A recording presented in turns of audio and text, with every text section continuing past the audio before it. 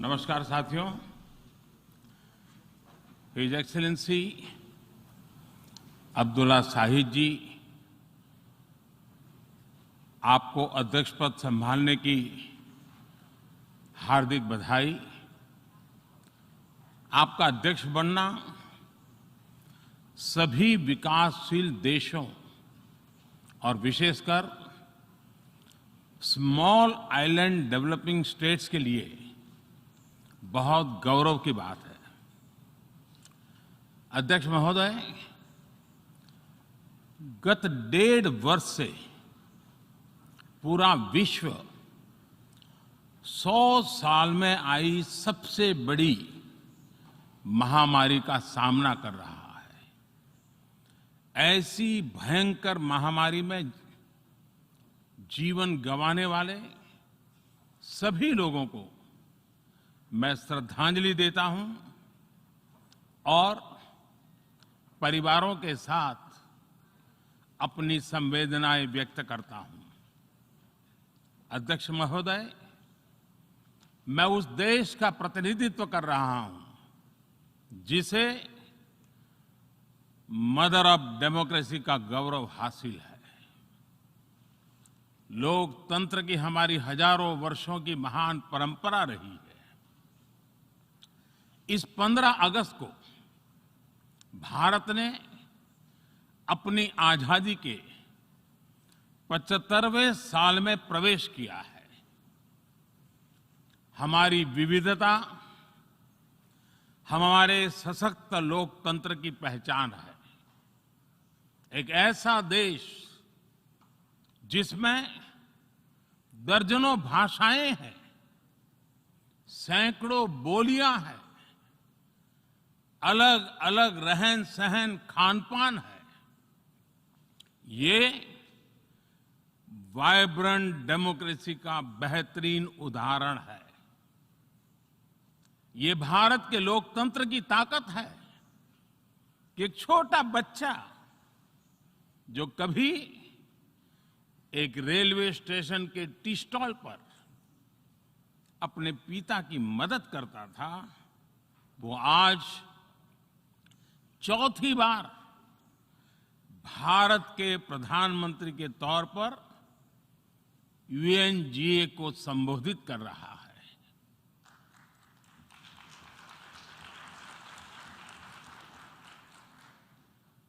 सबसे लंबे समय तक गुजरात का मुख्यमंत्री और फिर पिछले 7 साल से भारत के प्रधानमंत्री के तौर पर मुझे हेड ऑफ गवर्नमेंट की भूमिका में देशवासियों की सेवा करते हुए 20 साल हो रहे हैं।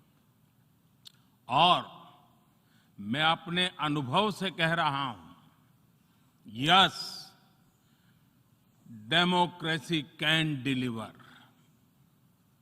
Yes, democracy has delivered.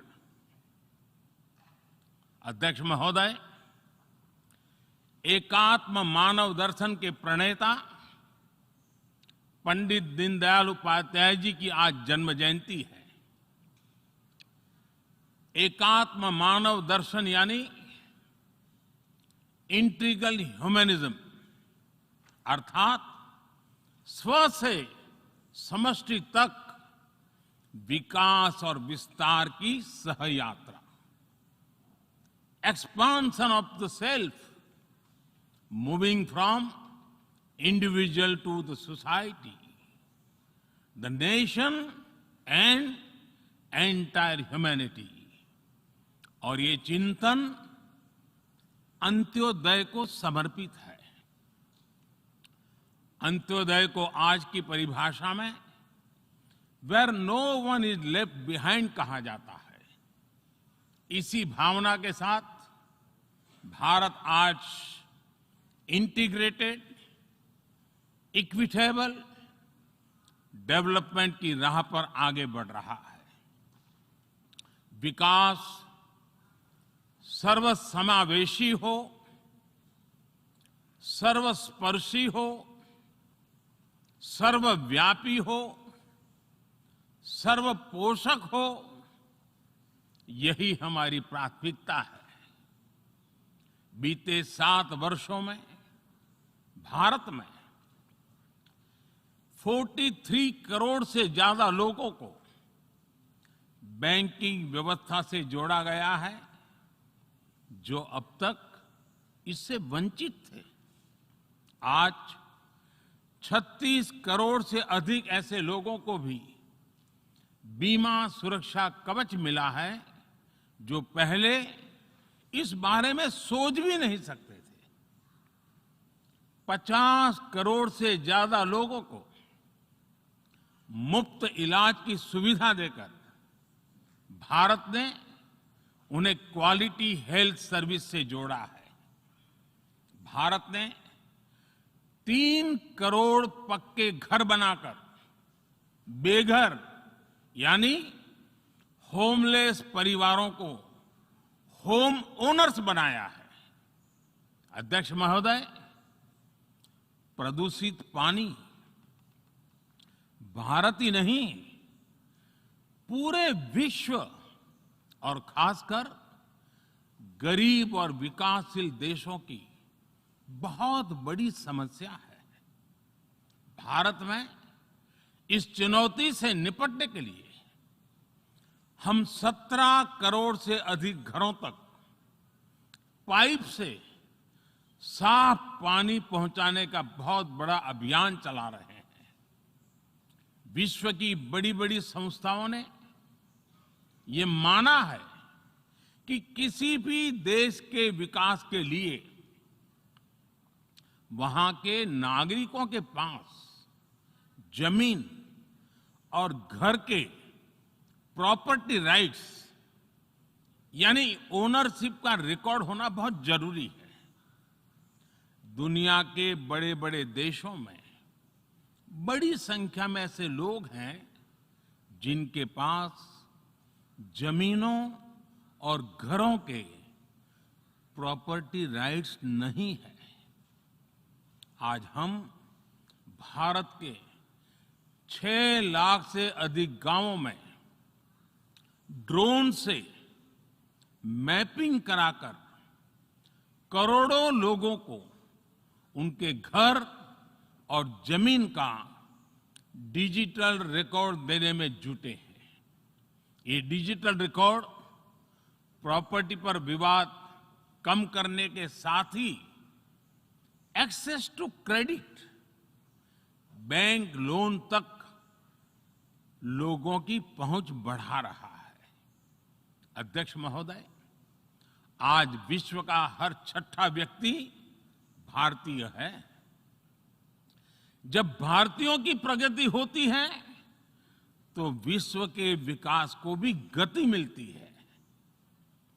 When India grows, the world grows. When India reforms, the world transforms. Bharat में हो रहे साइंस और टेक्नोलॉजी आधारित इनोवेशंस विश्व की बहुत मदद कर सकते हैं। हमारे टेक सॉल्यूशंस का स्केल और उनकी कम लागत दोनों अतुलनीय है। हमारे यूनिफाइड पेमेंट इंटरफेस यूपीआई आज भारत में हर महीने 350 करोड़ से ज्यादा ट्रांजैक्शन हो रहे हैं। भारत का वैक्सीन डिलीवरी प्लेटफॉर्म कोविन एक ही दिन में करोड़ों वैक्सीन डोज लगाने के लिए डिजिटल सपोर्ट दे रहा है।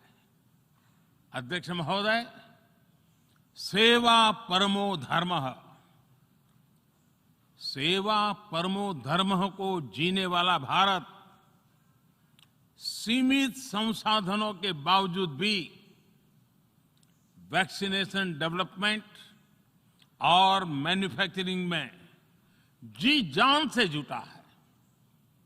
मैं यूएनजीए को ये जानकारी देना चाहता हूं कि भारत ने दुनिया की पहली डीएनए वैक्सीन विकसित कर ली है, जिसे 12 साल की आयु से ज्यादा के सभी लोगों को लगाया जा सकता है। एक और mRNA वैक्सीन अपने डेवलपमेंट के आखिरी चरण में है। भारत के वैज्ञानिक कोरोना की एक नेजल वैक्सीन के निर्माण में भी जुटे हैं। मानवता के प्रति अपने दायित्व को समझते हुए भारत ने एक बार फिर दुनिया के जरूरतमंदों को वैक्सीन देनी शुरू कर दी है।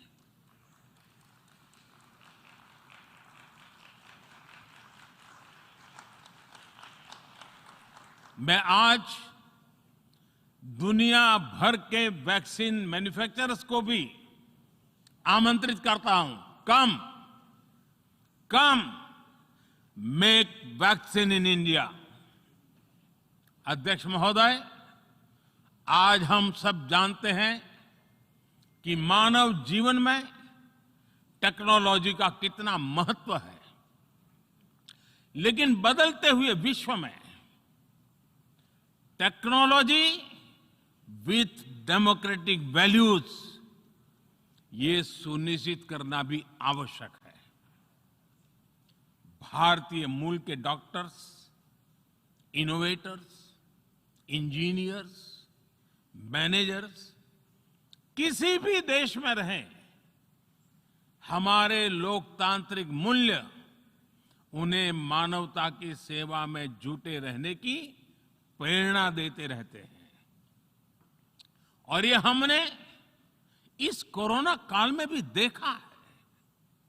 अध्यक्ष महोदय, कोरोना महामारी ने विश्व को ये भी सबक दिया है कि वैश्विक अर्थव्यवस्था को अब और अधिक डाइवर्सिफाई किया जाए।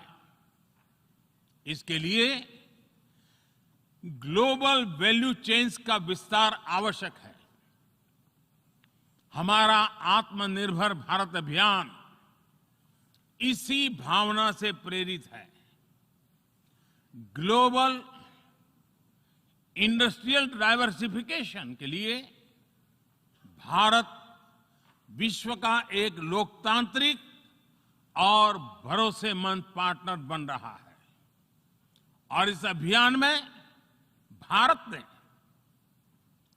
इकोनॉमी और इकोलॉजी दोनों में बेहतर संतुलन स्थापित किया है।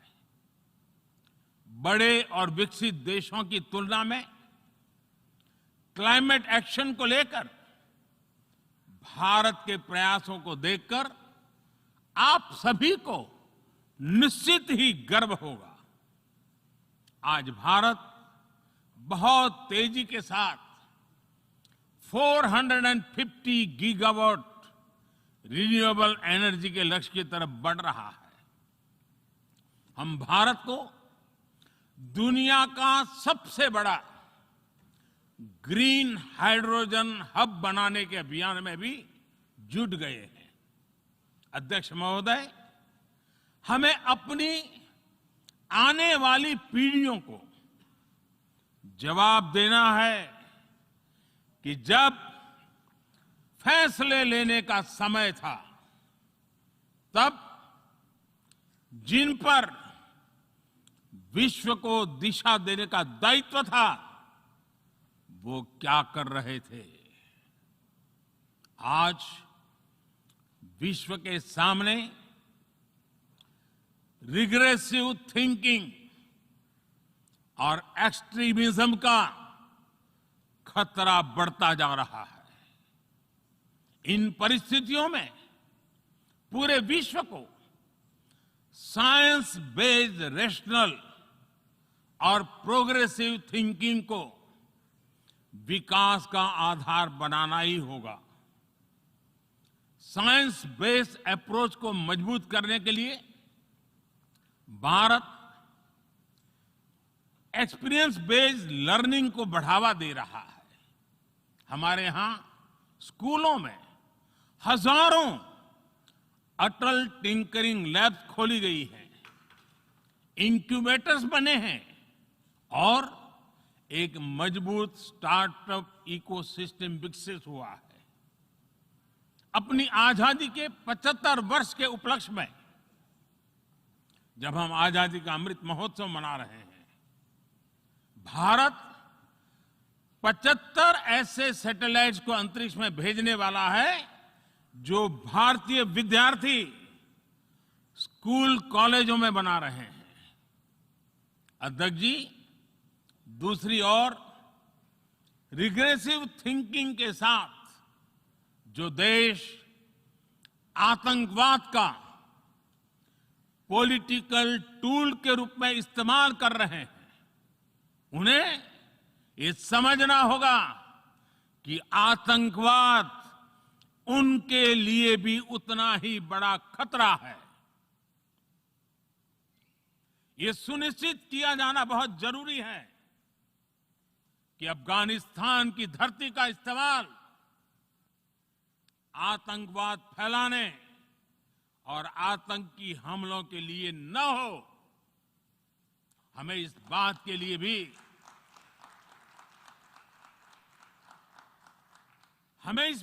लिए भी सतर्क रहना होगा कि वहां की नाजुक स्थितियों का कोई देश अपने स्वार्थ के लिए एक टूल की तरह इस्तेमाल करने की कोशिश न करें। इस समय अफगानिस्तान की जनता को, वहां की महिलाओं और बच्चों को, वहां की माइनॉरिटीज को मदद की जरूरत है और इसमें हमें अपना दायित्व निभाना ही होगा।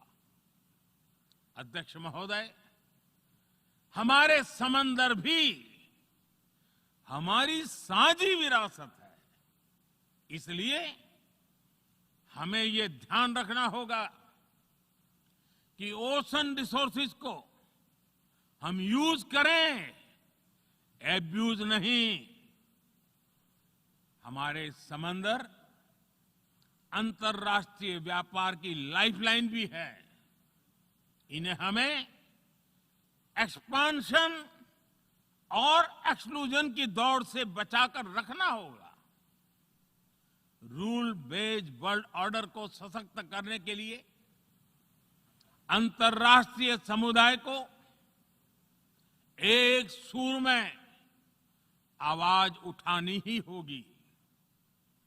सुरक्षा परिषद में भारत की प्रेसिडेंसी के दौरान बनी विस्तृत सहमति विश्व को मैरीटाइम सिक्योरिटी के विषय में आगे बढ़ने का मार्ग दिखाती है।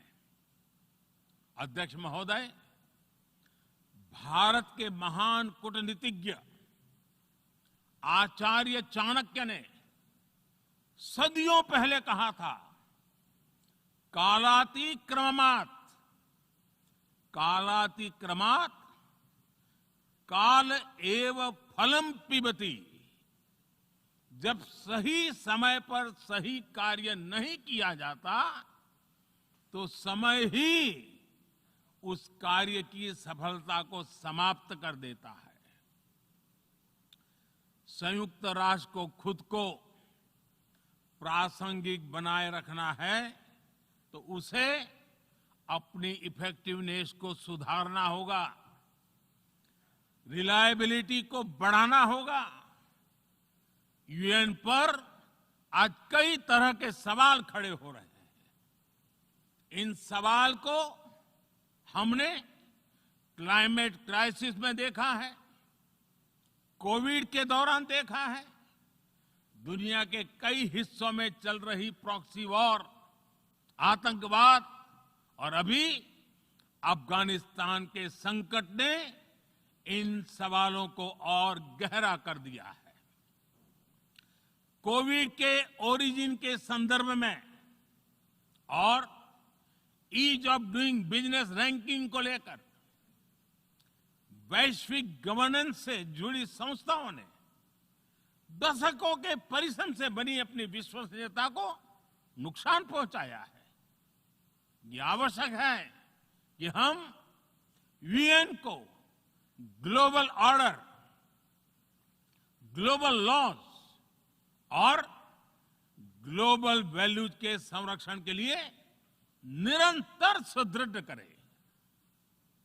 मैं नोबेल पुरस्कार विजेता गुरुदेव रविंद्रनाथ टैगोर जी के शब्दों के साथ अपनी बात समाप्त कर रहा हूं।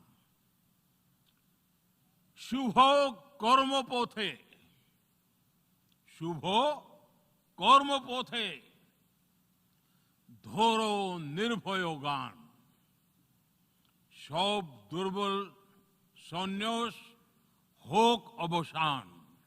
अर्थात अपने शुभ कर्म पथ पर निर्भीक होकर आगे बढ़ो, सभी दुर्बलताएं और शंकाएं समाप्त हो। ये संदेश आज के संदर्भ में संयुक्त राष्ट्र के लिए जितना प्रासंगिक है, उतना ही हर जिम्मेदार देश के लिए भी उतना ही प्रासंगिक है। मुझे विश्वास है हम सबका प्रयास विश्व में शांति और सौहार्द बढ़ाएगा, विश्व को स्वस्थ, सुरक्षित और समृद्ध बनाएगा। इन्हीं शुभकामनाओं के साथ बहुत बहुत धन्यवाद। नमस्कार।